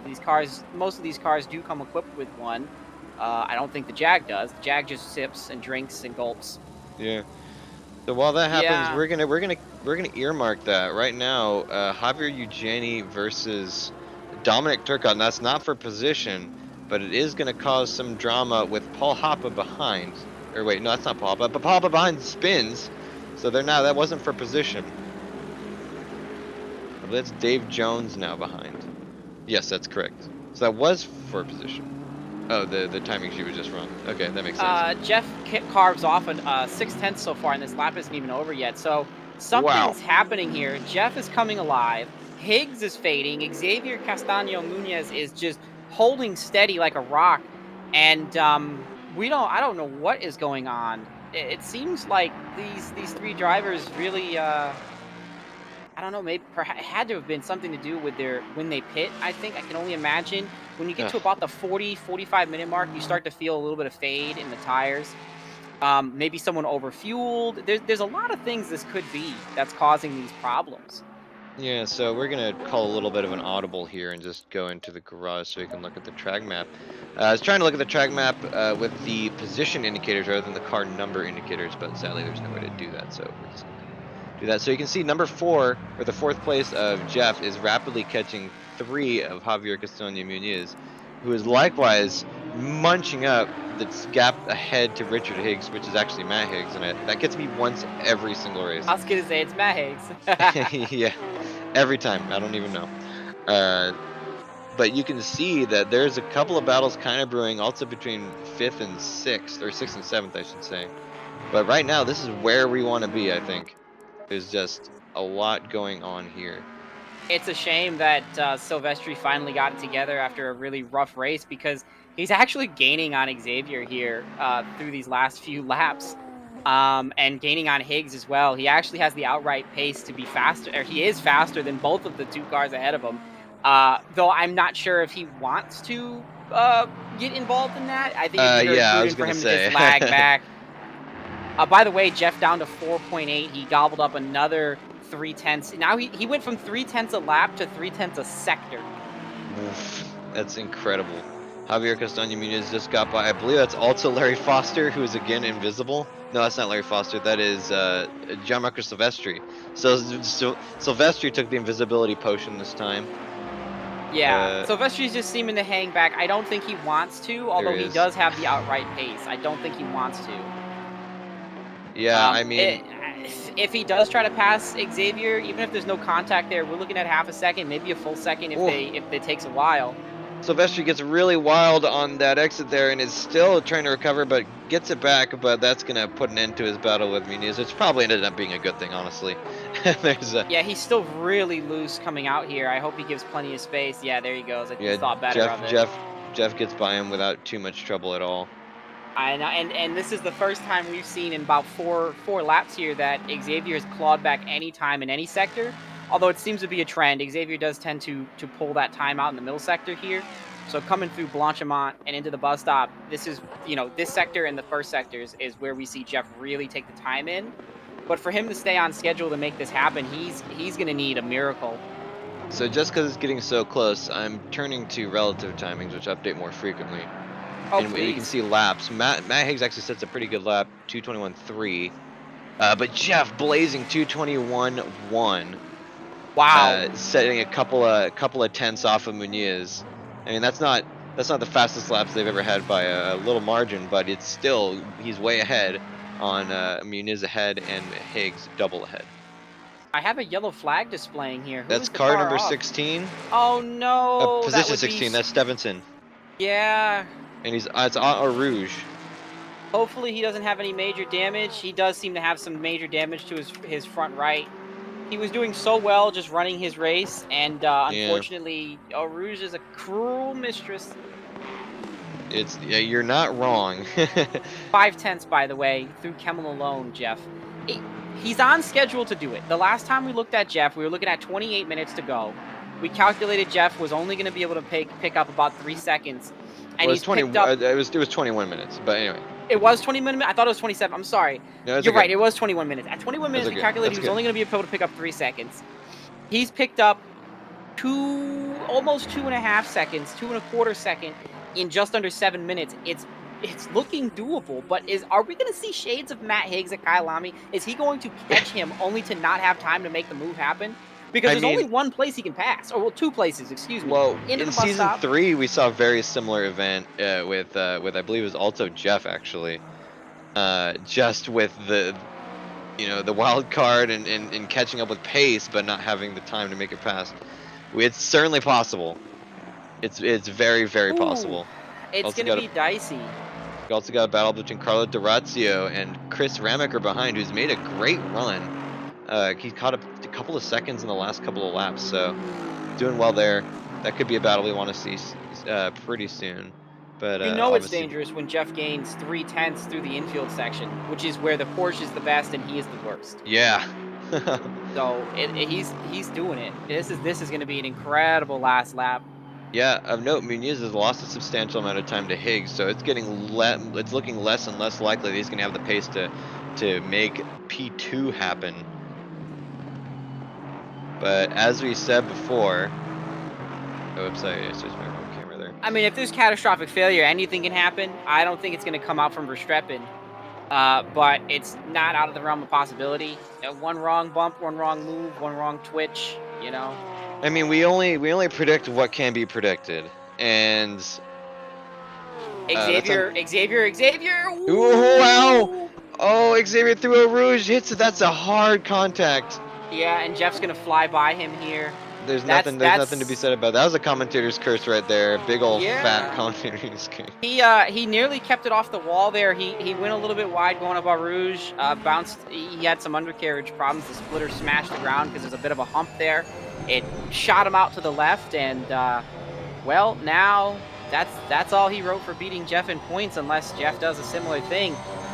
Season 3, in the very beginning of season 3, Jeff actually wrecked going up Eau Rouge in his blue and yellow Porsche on the very last lap. I know because he was sideways in the track when I got there and I T-boned him. So it's not without the realm of possibility that we see them exchange unpleasantries here, but on the track, of course.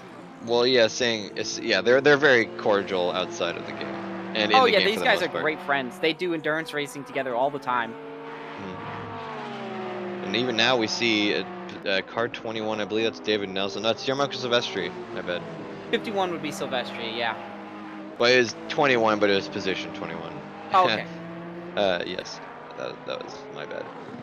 So it looks like, So, yeah, with that battle kind of dissolving, the best we got is Carlo Durazio versus Chris Ramaker, which has still been hot since we last checked in on them a couple minutes ago.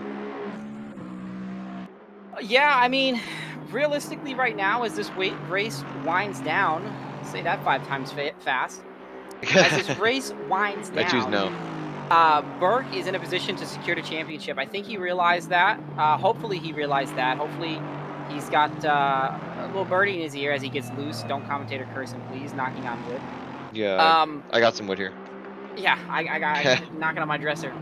As long as he maintains his position, he's done it. I don't believe there's 40 points separating him from Higgs.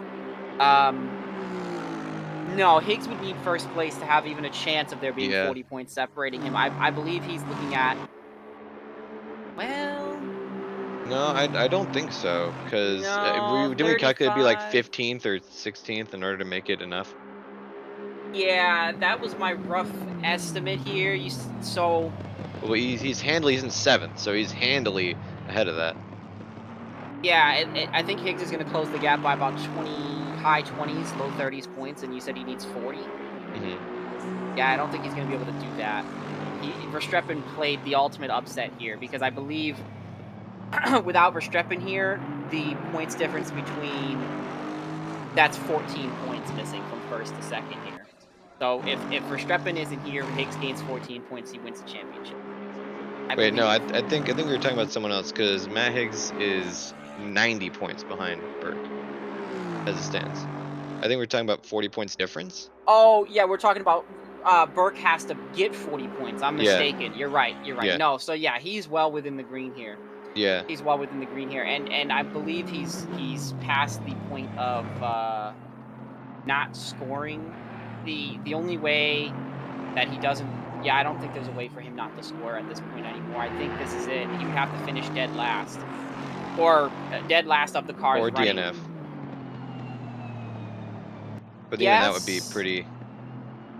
Yeah, it would be close only because I believe he's gotten enough distance. The minimal distance is pretty close. Yeah. So it looks like he's all but secured the championship, which I think he's going to be very happy of. Well, I'd be shocked if he wasn't. I would offer to take his championship if he didn't want it. And again, he's also battling through a possible penalty, but I don't believe it's going to be anything that's going to change the outcome of the course of this race. So there's that as well. It would have to be pretty substantial in order to make a huge difference. Yeah, I believe the first lap incident, even if it's a tier 2 incident, I don't believe it's enough to make a difference. So, I think he's so far ahead, he gave himself that cushion, which, you know, as far as I'm concerned, giving yourself that cushion is what you can do as a driver to help your own self out. Exactly. While the battles have a little bit died down, we're gonna set it on Chris Ramaker versus Carlo Durazio. That's our closest for now, and we're gonna take a minute to just button up some of these battles that are kind of fizzling out. Burke versus Arjona. Arjona is muy out. Yeah, he retired long ago, so that's gonna be that. Arjona stands to lose positions to also DeLuca and, well, not DeLuca. Didn't DeLuca also leave? Yeah. So DeLuca and Arjona both. Oh wow, what a nightmare for They're the holding bottom of our position podium. together. The podium is destroyed. Yeah, isn't Matt that something? Higgs is gonna gobble that up. Those two right up. So Matt Higgs will likely be in second. Carlo Durazio is holding on. Eugenie behind didn't score anything. Rachel Guerin is gonna take that position from Eugenie. So Rachel Guerin likely into sixth, not up. Yeah, potentially up even into fifth. So I'd love to see it. Yeah, I mean I'd love to she's see done it. well. I mean, again, it speaks well to the tortoise versus hare strategy that we've been discussing for half of this race, Oh yeah. and it seems like it'll pay off. Mike Stobmill is going to drop a couple more points. Chris Ramaker finishing ninth. I don't think he'll pick up anything on Durazio or anyone of the like, so that he'll likely remain in 10th. But yeah, so we can kind of, again, barring any alien invasions or volcanoes emerging from the inside. Hurricanes, Yeah, exactly. earthquakes, divine intervention, the hand Nuclear of God, explosions. Deus Ex Machina for Higgs. I don't think anything is going to change the results. Yeah. So, 27 and Alex has to sit. Shine. Alex Shine. Unfortunate. Drive through That's not for going to change anything here. Unfortunately, yeah, he's got a big bumper between him and some other drivers that have had some unfortunate events. exactly. So it's kind of fizzing out. We've got, I mean, a couple of battles going on. Nothing that can really affect the championship too much. But we'll just have to wait and see. We still got 5 Verstappen minutes left. almost loses it, by the way, through going, I believe that's And No just as I Name? say that. Nearly smashes the tire wall on that corner that leads to the run-up to Puan. Doesn't hit it, keeps the car going. Although, I mean, at this point, I feel like Higgs is, praying. Is it, please, let something happen here. He needs absolute Deus Ex Machina to just take its course. I don't think that's going to happen. Yeah, I don't think so. It would have to be, yeah, Burke would have to fall significantly from 7th. Burke I mean, would have to... it's not impossible. It is. I think it is. Burke would have to wreck so badly that he'd have to return to pits now. Oh, really? Like right now. Yes, because there's a 1-lap buffer between where is it? Hop and Foster, or Foster and Archie. So the most that he could lose here is, like, he'd have to lose every single position. Oh, okay, yeah. So I think at this point, even if he totals the car, as long as he can drag the car around the course within the meatball flag requirements, which is 3 laps, which he's within that now. Yeah. So as long as he can finish the race, he would be in a position to win the championship. Yeah, you're right. So it's pretty buttoned up. I mean, Yeah, what an end. 27 gets never mind, that's a confirmation of Shina's drive-through. yeah. Can we get a camera on Ben Van and Burke? There's actually some late sparks happening. They're only about a second and a half between each other. I'm sorry, not Ben Van and Burke. Ben Van and Stambuk. I Okay, believe yeah, I was they're already watching Stambuk. Yeah, okay. yeah. I was just as Burke. Sorry Interesting. about that. No. Too many Okay. Ferraris on track. Get them out of here. Get the Ferrari out of here. Yeah. Now that you've offended all of the Italians. Anytime. It's my one talent. Let's see. Larry Foster lets Paul Hoppa through as he's not really gonna gain anything from that. Or was no? I'm sorry, that wasn't Paul Hoppa. That was that was Burke. Burke. Again, the green Ferraris. So many. They are a little confusing. I mean, even now, even to this day, after doing this for 4 seasons, I still struggle with names. So I mean, looking at you, John Barker, James Butler, But Julio. luckily, Xavier Castaño Munoz has managed to, after that contact with the wall, he gathered it up and he hasn't lost another position. He's got quite a bit of a buffer here. So we're looking at top 5 relatively secure here. Knock on wood again. We're cursing it. Yep. I guess now might be a good time to very quickly, while we have your attention as this race winds down, talk about next season before we're on a tight schedule following this race, unfortunately. Just a quick introduction to what we're watching right now. Dominic Turcotte is closing on Dave Jones into the bus stop. Okay, that's all. Oh yeah, David Jones is behind him. Turcotte's actually ahead That's of him. what I meant. Apologies. Jones is closing on Turcotte. I see numbers. Anyway, I think after 90 minutes of Spa, your eyes start to roll in the back of your head, and everything starts to blend together. There's too many Daves, there's too many D's, too many too many Ferraris, Nelsons, too many Ferraris. Barker Butler, yeah, all that stuff. Yeah, I've got a migraine thinking about all of it. But so going into next season, I know I've talked about this to death, but we'll just go over it real quick now as this winds down. Next season, to keep things fresh, to kind of get a little bit of a, till the soil, so to speak, and make sure that you're not burning out on what we have currently. We're going back to the past.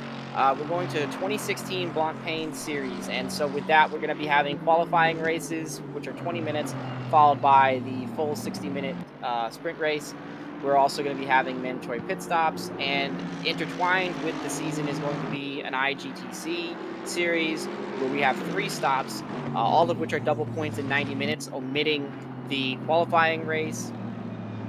And more or less, it's just going to be a great series. We've got a lot of interest already. Sign-ups will be going public shortly after this race here, after this broadcast concludes. And, we're really looking forward to trying to push the limits of what we had this season. We had a really good average turnout this season, sitting somewhere in the mid to high 20s. We're looking to push that as far as we can. Right now, we've already got probably 25, 26 signups that are all really good, dedicated guys and girls. And so I'd love to see that number get pushed even higher this season. For this series, I think we ended up somewhere around 65 or 70, unique signups, although a lot of those drivers kind of came in and out of the mix. I'd love to see the series go to the next level with next season, with so many different intermingled championships here. I'd love to see that evolve into something even greater. And now, hopefully, we still have the camera on Nelson or Jones and Turcotte as they're going side by side down the Blanchimont into the bus stop. It looks like Jones taking a very wide berth here. He's trying to set up, I think, and use what track he can. And you can see Thomas Schandl just licking his lips in the background there with 1 lap to go, I believe. There might be 2, actually. No, definitely 2. They're just coming to finish line now. Yeah. Ooh, and he eats up a huge amount on Jones that last turn. Anyway, continue. That's all right. So next time by will be the next time that... Oh. What? I think the way it timed out, we didn't get a white flag for the leader. It timed out so perfectly. The clock struck 0 as he approached. I think they Wow. called Okay, it. so one more lap. One more lap for this battle here. It's going to be a tight one. And they Oh. all three of the drivers cut Radion, and Shandel gets through Jones. So Jones is it's been relegated to the 13th place there. The unlucky number. It strikes again. Well, I'll tell you what though, he despite being an unlucky number and having a pretty unlucky season overall, he played that tortoise race. It comes up again. Yeah. And you know, he didn't light the world on fire. But you know what? I think finishing top half of the field, 14th it appears, finishing top half of the field here is something he can be proud of. Yeah, I agree, especially in this absolute bloodbath of a race. We got eyes on Javier Castaño Muniz finishing 4th ahead of Brandon Stanbrook. That was close. Marco That was Benvenuti close. in front of Andrew Burke as well. Another couple of close races. We got 21. That's Gianmarco Silvestri. We got Larry Foster and John Archie coming up, as well as Chris Stephenson. And they're having a party at the source there. Yeah, I think they're all very happy of a great final race to the season. Carlo Durazio and Chris Ramaker finished 8th and 9th. David Nelson Barring 10th. anything crazy, check my Rachel numbers Guerin gets here. a drive-through penalty last second through Blanchimont. Oh no! Ooh, how will that affect, I wonder? We need to keep an eye here on Thomas Shandel. He's going side by side with Turcotte down into the bus stop, or through Blanchimont, and makes it stick. Whoa! And a fantastic last-minute move. Can Turcotte get it back through the bus stop? It looks like Jones is even catching. Turcotte might have gotten a little sketchy. Ooh, they're Very neck tight. and neck. They're so neck and neck. Thomas Shandel finishes 11th with a fantastic last lap, and that is it for Jones. And Guerin sat with an 80-second penalty for that last-minute drive-through. Oh, what a heartbreaker.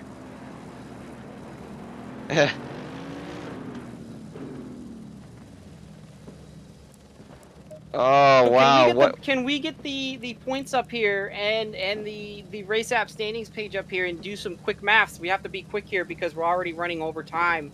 Yeah. For the schedule. Here's where we sit prior to this race. On screen right now. Sorry. Okay, I'm pretty sure that there is. I'm pretty sure that Burke won despite finishing where he finished. Can you confirm by any chance? Do you happen to have the booking page up? Yeah, Burke in 7th versus Higgs in 2nd. I don't have the booking page up, but I can confirm. Okay, so let's. I gotta open up my internet browser here. Oops, that's not my browser. That's Martin's. It's race app. I will try to get this page up myself, although multitasking on ACC has pushed my system to its limits. We just want to get confirmation. Race app as a site hates my computer, so we're at a conflict of epic proportions here. I do believe though that it was enough. I'm pretty sure that Burke here is our champion. While we do this, I'm just gonna do a quick rundown of the standings in this race. So we got Christopher Shebin in 1st place. Congrats to him. Matt Higgs, god dang it, that name, in 2nd. Jeff in 3rd with a fantastic run. Javier Castaño Muniz in 4th. Brandon Stenbock 5th. Mark Benvenuti in 6th. Andrew Burke in 7th. Carlo Durazzo 8th. Chris Ramaker in a fantastic drive up to 9th. David Nelson holding firm at 10th. Thomas Shandel 11th. Dominic Turcotte 12th. David Jones 13th. Rachel Guerin 14th, although it's not sure whether that'll change due to the penalty of 80 seconds. I think that might already be applied. And Paul Hoppa pulling up the top 15 in that Ferrari 488. So sorry to run through that a little bit fast, but I needed to make sure I got it before people started leaving, and the results got skewed. I'm trying to get the data up here as quickly as I can, but I'm fairly confident that Burke is going to be crowned our champion of the season here. Of course, the last page to load is the one I need the most. Absolutely. It always works that way. Well, we see so 68 point. What? So I'm looking, and in past races, 68 points is the amount for P1. Although I guess that No, he no, might it's have also had a 65. fast lap. It's 65 points. You're right. 65 points for P1. So he would get that times 2, so that's 130. So P7 well, 130 for the winner. P7 is 37 points, it seems. I can get you this definitively here. Where did it go? Well, according to the scoring detail of past races, 37 points has been P7. And I can 37 confirm times 2 would be is 74. And Higgs scored 58 times 2, which is 116. Mhm. That's not enough to close that gap. Burke is our champion. It isn't. You're right. Congratulations to Andrew Burke. All this will be done more officially once the race is officially uploaded and stuff. But yeah, so that's a pretty it's unofficial, but that's a pretty good indicator that Andrew Burke is holding out this championship. Like I said though, there's great odds. I think it's pretty certain that Matt Higgs has moved up to second, taking the place of Alberto Hona and Gianluca De Luca. It's also likely possible that Carlo D'Orazio might have had some chance at that. I'm not entirely sure. Maybe even into third or fourth. But you know, that again, that'll be all visible at the end when this race is uploaded. Wow, what a freaking finale! I mean, it kind of petered off at the end there, but it stayed strong for a long time with fights and accidents. Wish I could have been a little bit more on the ball as far as the transitions, but oh well. You know, it's more important to get the action in anyway. And yeah, what more is there to say? Fantastic result. Congratulations. We thank you all for being a part of this fantastic season. I say it's with no hyperbole that it's been our best so far in the ACC series. And yeah, what more is there to ask? Like, we've had such a fantastic time. You know, it's been an emotional roller coaster, ladies and gents. You know, we started out with Ayrton Tobin as co-commentator, moved on to Justin Swan here. Everyone's been fantastic. We look forward hard to next season with the fantastic. I know some people aren't stoked about the move to 2016, 2015 cars. I don't know what's wrong with them. I think that's fantastic. Get a lot of variety. Make some of the lesser known or the less common, the Jaguar, Nissan GTR, BMW, things like that. Maybe give them some chance in limelight. Maybe even see an Aston Martin V12. Justin, do you think? So far we have 2 signups. So Perfect. pending any changes, we're looking at 2 of those coming into the future. We've got a couple Bentley signups. We've got a New Zealand team taking up the McLaren torch.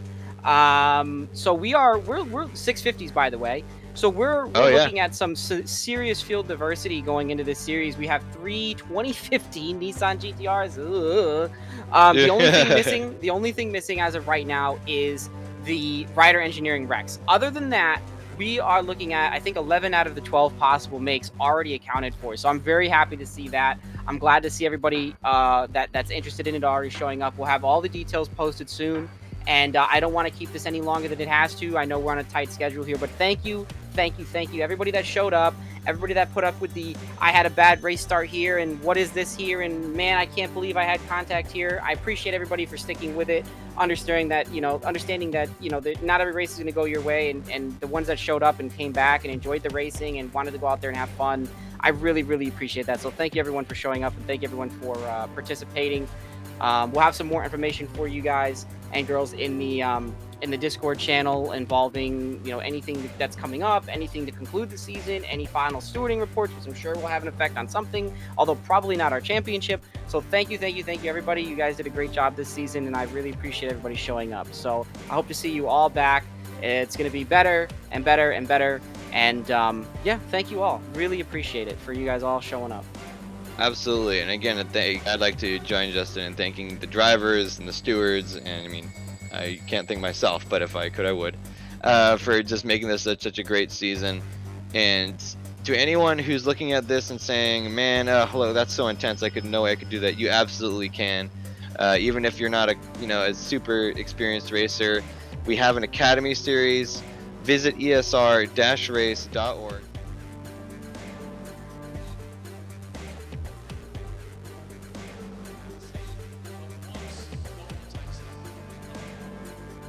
Many racing series going on all the time. We got many racing series going on all the time. Sorry, I switched to an end card that didn't have my audio in it.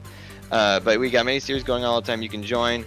We have no limit on how, you know, your skill, whatever you find or whatever you have, bring it, and we will find something for you. We got, you know, everyone's just here to race and have a good time. So Yep. And we do have developmental series as well. So if you are someone that's brand new and you are really concerned about that, by all means, come speak to me. My name's Justin.